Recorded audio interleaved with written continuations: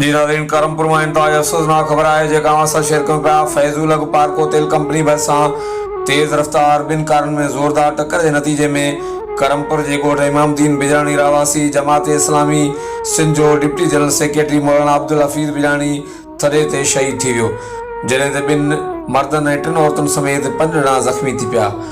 लाश खानपुर इस्पताल ऐं ज़ख़्मियुनि खे सखर इस्पताल मुंतक़िल कयो वियो। इतलाह ते सभई माण्हू खानपुर इस्पताल पहुता।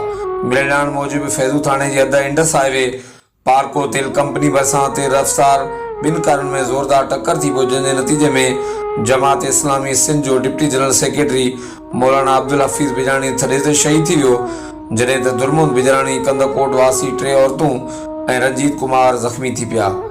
फौती ऐं ज़ख़्मियुनि खे खानपुर इस्पताल आंदो वियो। ज़ख़्मियुनि जी हालत नाज़ुक हुजण करे सखर इस्पताल मुंतक़िल कयो वियो। फौती जमात इस्लामी सिंध जे अॻवान मौलाना अब्दुल हफ़ीज़ बिजाणी जो लाश खानपुर इस्पताल मां पोस्टमार्टम बाद वारसनि हवाले कयो वियो। हादसो 2 कारनि में थियल टक्कर सबबि पेश आयो। और हादसे जो ॿुधी सॼे इलाइक़े में सोग छाइजी वियो। ॿिए तरफ़ JTN न्यूज़ 7 पारां मौलाना अब्दुल हफ़ीज़ बिजाणी जी हादसाती मौत ते गहरे ॾुख ऐं अफ़सोस जो इज़हार कयो वियो आहे। जी नाज़रीन, करमपुर मां इंतहाई अफ़सोसनाक ख़बर आहे जेका असां शेयर कयूं पिया।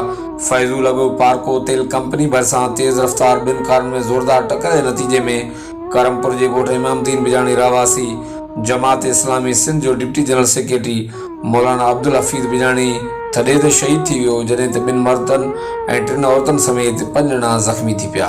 हर वक़्तु आगाहण लाइ ॾिसंदा रहो JTN वेब न्यूज़ करमपुर।